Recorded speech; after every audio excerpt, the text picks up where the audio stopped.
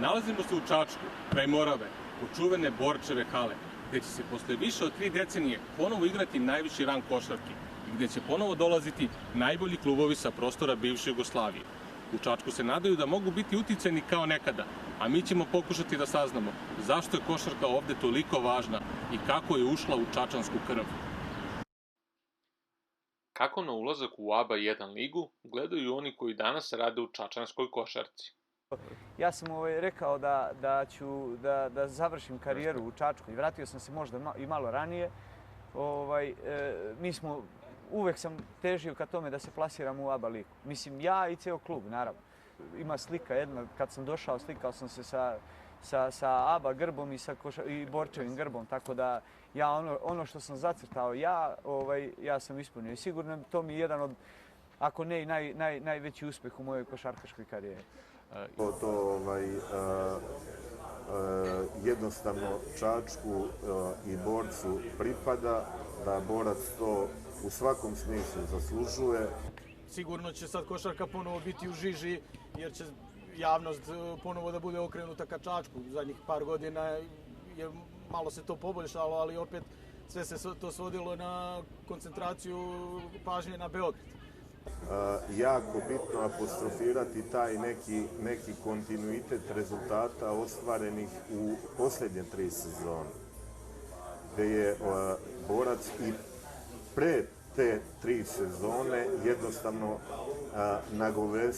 nagovestio šta su mu ambicije, šta su mu ciljevi. Sigurno nam je cilj da ostanemo što duže niz godina, postanemo stabilan ABA ligaš.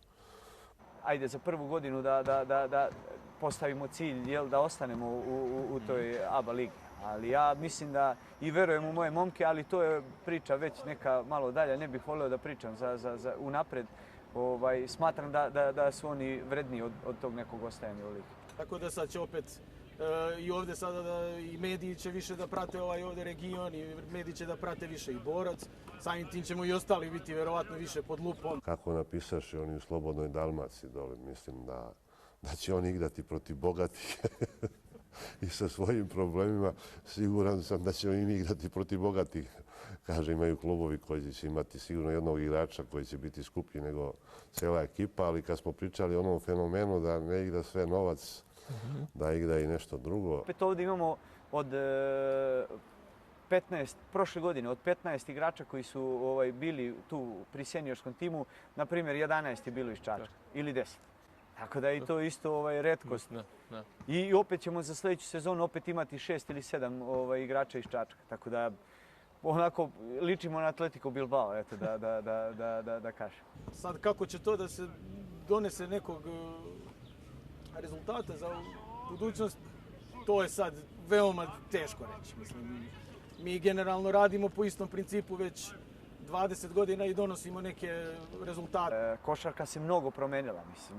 Sad okrenite se, vidite koliko ima ljudi iz Zagreba koji igraju za Cibonu, koliko ima ljudi iz Zadra koji igraju za Zadar. Isto tako retkost za Srbiju, jel?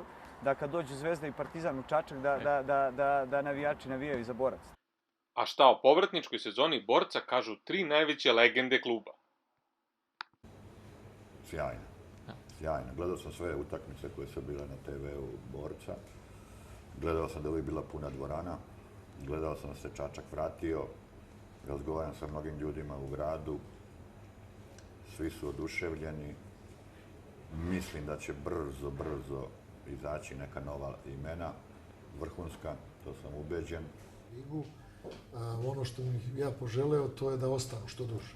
Jer Borac zaslužuje da bude u elitnom takmičenju i treba sve da urade da se zadrže na tom nivou. To će osjetiti publika. Sad je daj Bože, ti izgubiš 2-3 utakmice, narod ode. Nije to publika ona koja je bila nekada. Ovo treba da se iškoluje da bude publika. Sve su to problemi koje ti moraš da preduzmeš da bi to ušlo u neku kolotečinu pravo. Da li će kultura rada i treninga, strastvena publika i čačanski mentalitet biti dovoljni da se u dužem vremenskom periodu ostane u prvoj ABA ligi, saznaćemo od oktobra. Ali jedno je sigurno, u Čačku se ponovo živi za Borac i košarku.